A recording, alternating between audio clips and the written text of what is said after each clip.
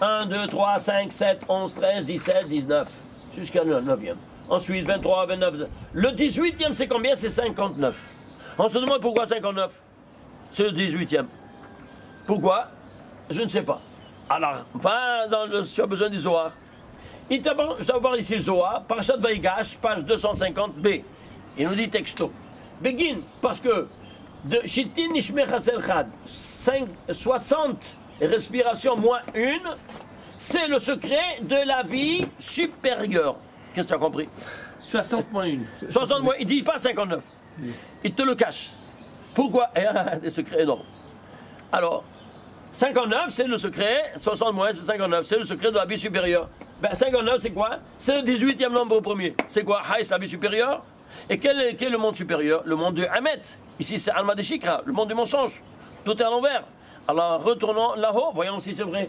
Alors, tu fais la somme de tous ces 18 nombres premiers. Combien ça te fait? 441. Traduis 441 en lettres dans l'ordre. 1, c'est Aleph. 40, c'est Mem. 400, c'est Tab. Emet. Et voilà. Le monde du Emet. C'est le cumul des nombres la somme premiers. cumulative de tous les 18 nombres premiers. C'est ça. Ils sont chanceux, ces barbus. Et où tu te trouves? On te place dans le Olam Il y en a combien? Il y en a 18. Ben, il y en a 18, tu vois, il y a 18. Donc il y a 18 et la somme des 18... Il y en a dit la vie c'est La somme des Haï. 18 nombres premiers, c'est 59. Voilà, la somme des 18 nombres premiers, ça fait... Non, le 18e nombre premier, c'est Le 59. 18 nombres premiers, c'est 50. Mais si tu mets la somme de tous ces 18 nombres C'est premiers, Emet. ça fait Emet 440. Alors tu te trouves, oui ou non, dans le Olama Emet, Wow. dans le secret de la vie supérieure. Wow. Et ça, c'est Hamishim Etesha. Incroyable. C'est-à-dire toutes les lois mathématiques, les lois métaphysiques, les lois littéraires, les lois astrophysiques, tout ce que tu veux, elles sont toutes en synchronisme total. Comment est-ce possible? Donc tu peux l'expliquer que par les nombres premiers. Tu peux pas l'expliquer. Tu le démontres. Tu peux le démontrer que par les nombres premiers. Tu peux pas Mais regarde si ici. tu passes pas par là, Oui. Regarde ici, Israël. Regarde ici comment, ici, il te donne ici une affirmation gratuite qui semble gratuite, mais il n'a pas besoin, lui, de donner démonstration, Rabbi Shimon Bar Yochai. C'est nous, malheureusement, quand on est tellement éloigné qu'on veut démontrer comment la beauté du message divin. La pédagogie divine ne rate pas une seule coïncidence, parce que tout est en synchronisme. Toutes les lois sont en synchronisme total. Comment est-ce possible? Ça, c'est la beauté. Alors maintenant, qu'est-ce qu'on va faire? Suivez-moi. Alors, 59, donc quoi, c'est quoi? C'est le secret de quoi? Du monde de 1 mètre là-haut. Et le monde de 1 mètre, là, ce qu'il y a? Il n'y a que miséricorde. Alors, c'est pour cela que... Il n'y a pas de dîne. Il n'y a pas de dîne. Magnifique. Waouh. Oui, mais pour arriver là-haut, tu ne peux pas aller à l'eau. Tu dois laver toutes les règles. Tu as sali ton âme avec des avonot, oui, non? Oui. Comment tu veux te présenter avec ces tâches devant le Créateur? Tu peux pas. Tu dois aller d'avant à la landrette. Qu'est-ce que la landrette? L'enfer. Oh, ouais. Les 11 mois d'enfer. Tu piges maintenant. Ah, ce n'est qu'alors, tu vois, il est d'accord lui aussi, le corbeau. Tu vois ça, le corbeau même qui là-bas, il te dit oui, il a raison, je te le confirme. Aïe, aïe, aïe, aïe, aïe, aïe. Vous vous rendez compte? Ah, c'est pour cela qu'il y a les 11 mois de purgatoire, d'enfer, ça s'appelle le purgatoire. Ce n'est qu'alors qu'on peut après. Et qu'est-ce qu'on a besoin de faire 11 mois? Avoir moins de Pourquoi tellement moins de souffrance. Ouais. Alors, ceci étant dit, qu'est-ce qu'on a? Alors, on a ici que le 59, c'est la miséricorde, oui. La preuve, la miséricorde divine s'exprime en 13 attributs de miséricorde divine qui sont Kel, Rachom, Verano, Nel, Rabam, Heslonosh, Advenake. Eh bien, tous ces 13 attributs sont rédigés en 59 lettres. À le démontrer que quoi? Que tout c'est le secret du monde supérieur. Ils sont d'accord aussi, vous voyez? Je t'embarque chez moi. Qu'est-ce que tu veux? Le monde entier est d'accord. Alors, vous voyez ça? Alors maintenant, qu'est-ce qui se passe? Alors, le 59, c'est miséricorde divine. Très bien. Alors, suivez-moi. Alors, si le 18, il est miséricorde divine, Mehila. Attendez. Si le 19, il est miséricorde divine, Le 59. oui, le 59, miséricorde divine, il provient du 18. On a dit, oui, c'est Haï, 9 et 9. On voit l'origine métaphysique de cette miséricorde. Très bien. Alors, on va prendre le 59e nombre premier. C'est quoi? 271. C'est quoi 271? C'est le centre de 1 à 541. La valeur centrale d'Israël, 1 à 541, la valeur centrale 271. Et c'est quoi 271? Eh bien, c'est les mois, les jours de ce que vous appelez en France la grossesse. C'est-à-dire 9 mois de 30 jours plus 1, l'accouchement. 9 fois 3, 27, 270 plus 1, 271, 271 jours de l'accouchement. Regardez la différence entre la langue sainte. Et pourquoi on appelle sainte? C'est justement pour ça. Il n'y a pas des mots grossiers. Quand toi tu appelles une femme qui est enceinte, en français on dit la grossesse, quelque chose de gros et répugnant, grossier. Oui, non? Ça t'évoque une notion répugnante, grossesse, grosse. Ouais. Regarde la langue sainte. Herayon. C'est quoi Herayon? C'est la grossesse. Herayon. Ça vient du mot har. Pourquoi har? Parce que il n'y a pas plus beau qu'une montagne. Et elle est comparée à une belle montagne. Elle est comparée à une grande montagne. Pourquoi? Parce qu'elle est porteuse de la vie. Montagne. Porteuse de la vie. Et la montagne est comparée au tzadikim. Herayon, c'est grossesse. Et suivez-moi. Si tu fais Gematria Herayon, c'est 271. Le mot Herayon nous témoigne de cette noblesse de la femme qui est porteuse de la vie, qui ressemble à une vision spectaculaire de la nature humaine qui est la montagne. C'est clair? Alors ceci étant dit, on voit ici le rapport entre ça et ça. Très bien. Alors maintenant, si c'est le centre d'Israël, Israël aura quoi? Aura un nom double. Il va s'appeler Yaakov. Oui ou non? Avant d'être appelé Israël, évidemment. Il l'a eu après le combat qu'il a eu avec l'ange. Et il y a une seule fois le nom Yaakov avec Vav dans toute la Torah. Une seule fois. Quoi?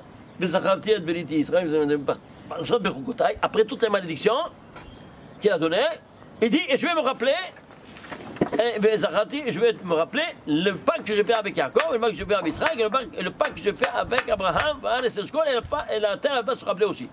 Et quoi? Et la terre. Et la terre va se rappeler. D'accord. Alors, allons voir pourquoi ce Vav en plus. Tu sais pourquoi ce Vav en plus? Je ne sais pas. Allez compter depuis Beth de Bereshit jusqu'à ce Vav. Quelle lettre c'est de la Torah qu'il y a en plus? Oui. Alors, tu vois ça? Ce Vav, c'est la 184 369e lettre. 305, 64e, pardon, 64e lettre de la Torah. Combien de fois il y a le Vav c'est un 4 ou un C'est 9? un 4, c'est pas un 9, attention, d'accord, c'est un 4. Combien de fois il y a Vav dans Yaakov dans la Torah? Une seule fois. Une seule fois. Et 4 fois Là. dans tout le Nar. Tanakh. C'est-à-dire, pourquoi? Bon, ça je le dis de côté, c'est une autre chose. C'est que il y a 5 fois le mot Elia, sans le Vav.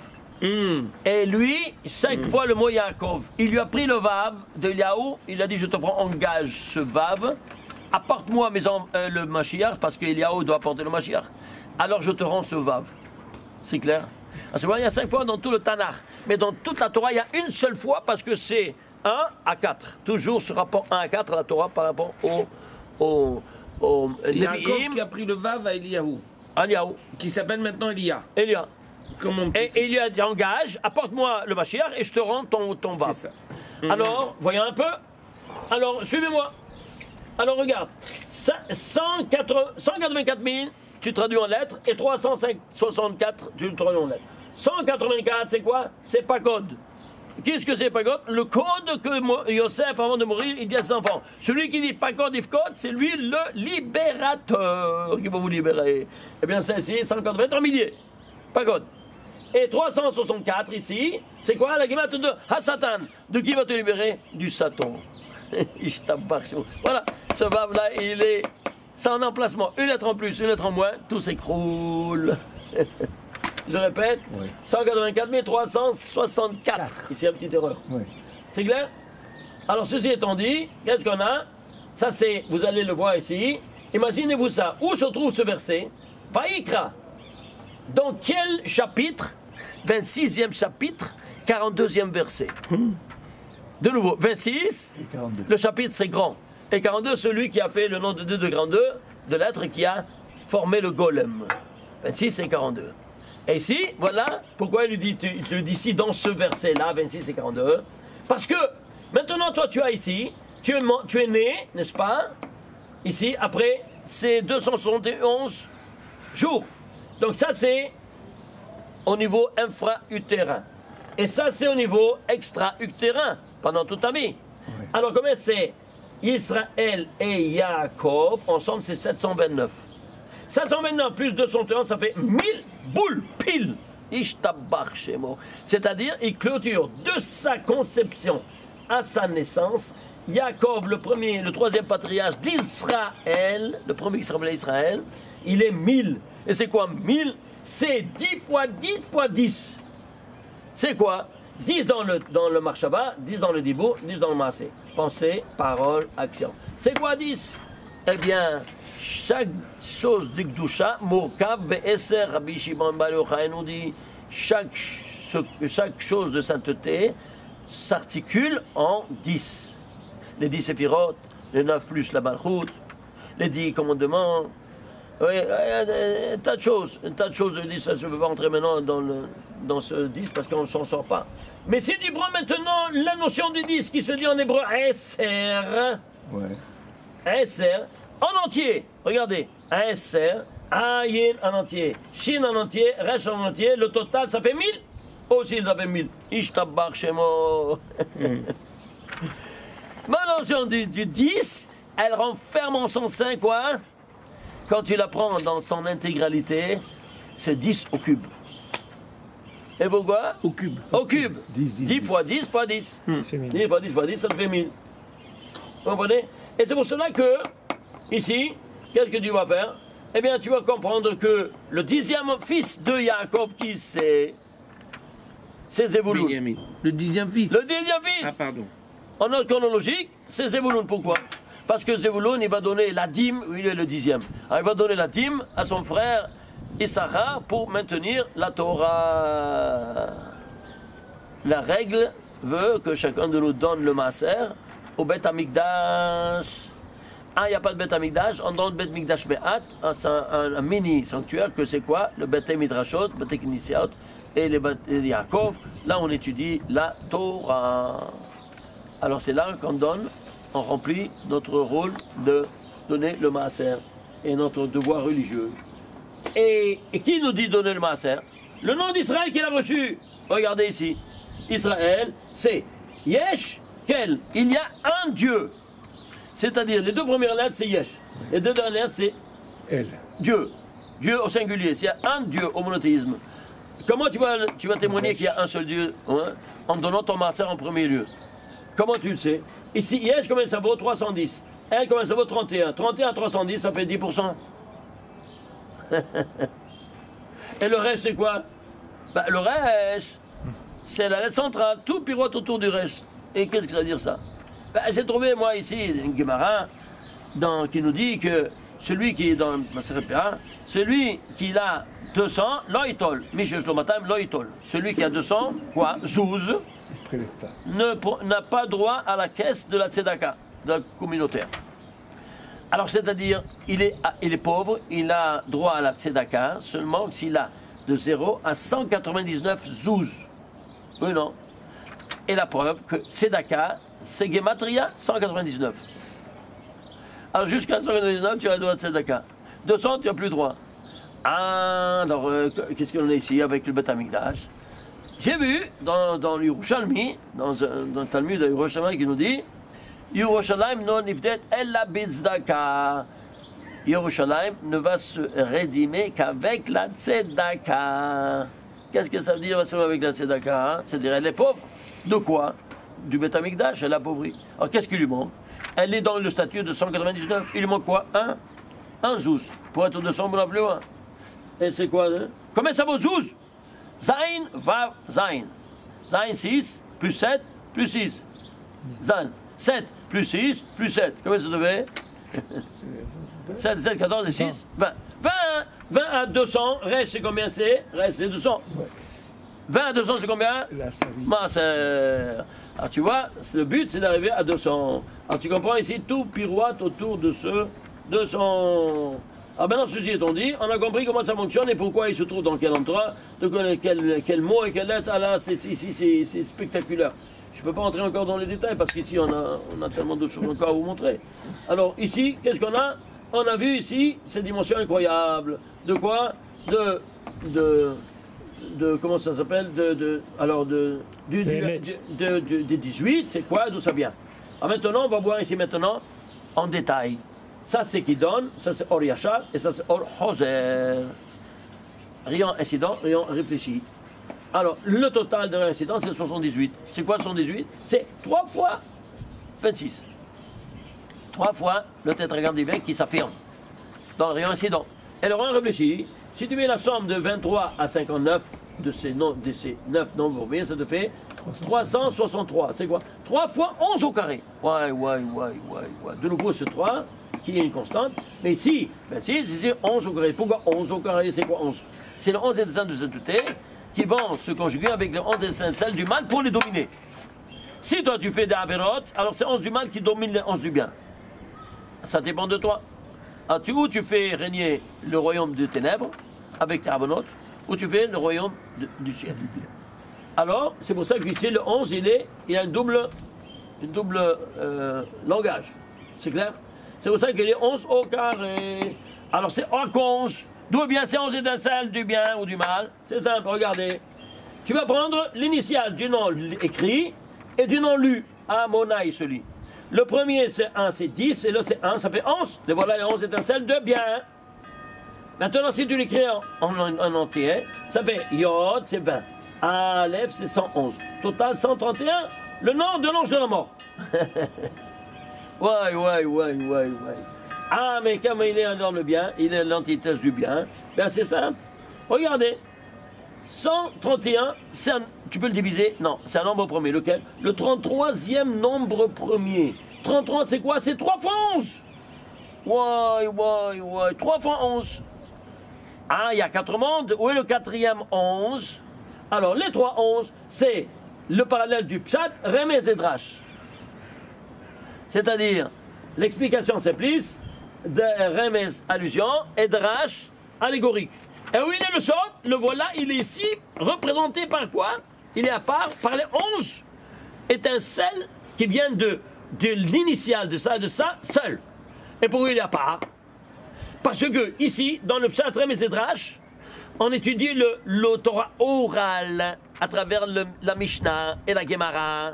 Ici, c'est le Sod, c'est la Kabbalah, elle est à part. Alors ici, suivez-moi, regardez. Ici, dans le Pshat, le premier niveau, il y a majorité de mal, minorité de bien.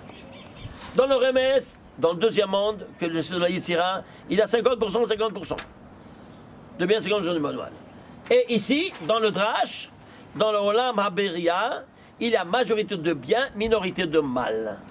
Donc ici, il y a toujours le bien et le mal, dans ces 3 proportions qu'on vient de citer. Par contre, ici, le Sod, il y a 100% de bien. C'est pour ça qu'il n'y a pas de marloquette dans le Sod. Rabbi Shimon Bar Yochai a dit comme ça, c'est écrit, c'est comme ça. Pourquoi? Casse-toi la tête, tu vas-tu comprendre. C'est clair ou pas? Alors voilà, donc, ceci étant dit, on a quoi? On a ici cette dimension incroyable qu'elle se retrouvera ici, dans ces 3 dimensions qui sont à part, 3 fois 11, n'est-ce pas? C'est 33. Et ici, c'est le Sod. Le Sod, il est le contrepoids de tout cela. Et ceci, il est donné par les lettres seules. Ici, les lettres en entier, en détail. Oui, parce que c'est Pshat Remez et Drash. On étudie en détail, comment elle s'applique, C'est clair? Très bien. Mais ici, tu vois ici, exactement, cette infrastructure du mal et du bien, quand ils se repartissent. Et qu'est-ce qu'il en est? Du Sod que tu n'étudies pas. C'est clair? Parce que si toi tu étudies seulement Pshat Remez, tu fais Péred. Vous vous souvenez, Péred c'est quoi? Un mulet. Un mulet c'est quoi? Eh bien c'est le croisement entre une ânesse et un cheval. Est-ce qu'il engendre? Non, il est stérile. Ton étude il est stérile, Péred, Piroud, tu as fait une séparation. Le mot Péred c'est Piroud. Séparation entre le Pshat Midrash, le Torah oral, c'est la Mishnah, et la Torah écrite qui est le Sod. Et c'est pour ça, vous vous souvenez que nos pères, ils ont mis le Samer à la tête de cette hiérarchie d'études, ils l'ont mis au départ, pas à la fin. Ça fait le mot Séfarad, vous vous souvenez? Pourquoi? Parce que le Séfarad, il a mis à la tête de son étude l'étude du Sod. Rappelez-vous toujours ça. Hein? Alors vous voyez qu'on prend un tas de choses dans le monde. Alors ceci étant dit, qu'est-ce qu'on a? On a maintenant ici, on vient de voir ici cette dimension incroyable que quoi? Le Zebouloun, le 10e, il donne son maaser, c'est pas pour rien que tout est en synchronisme. Maintenant retournons ici à notre paracha. Alors cette paracha-là, on vient de voir, voyons un peu ici, ce qu'on n'a pas vu. Ouais, attends ici, parce que voilà, ça. Alors ici, on a vu. Regardez. Ici, on va prendre maintenant, ici, la gematria. De quoi? Regardez ici. Ça, c'est la ligne. Quelle ligne c'est? 6000. Excusez-moi. Il y a du vent. Et bon, alors, on enlève ici, avant que ça vole. Alors, on voit ici, regardez. Ça, c'est la ligne. C'est-à-dire 18160, c'est le rapport 18160. Voilà, ça vient d'ici, vous voyez? Alors, la gematria, on a pris la gematria de tous ces 196, c'est 4 versets en 4 fois 49 lettres. On a pris les tagim et les voyelles. On a ajouté maintenant toutes les 3 dimensions. Ça te fait 18160. 18160, c'est quoi? Je ne sais pas. Alors, voilà. Alors, va à la racine. Alors, il se repartit en 2 en puissance 4 par 5 par 227. Le 5, c'est le 4e nombre premier. 4, c'est 2 en puissance 2. Le 227, c'est le 50e nombre premier. 50, c'est 2 fois 5 au carré. 4 au carré, 2 au carré. Le total, 2 en puissance 4, tata, ça te fait en 2 en puissance 11. Aïe, aïe, aïe, aïe. C'est quoi 2 en puissance 11? De nouveau, c'est 11 étincelles de sainteté maintenant qui se trouve dans la dualité hétérogène. Alors bon, c'est quoi? Alors tu fais la dualité, c'est 2 lettres, les 2 lettres qui valent 11. Les 2 dernières lettres du tétragramme divin qui valent 11. Et c'est quoi? Alors, Yud, c'est le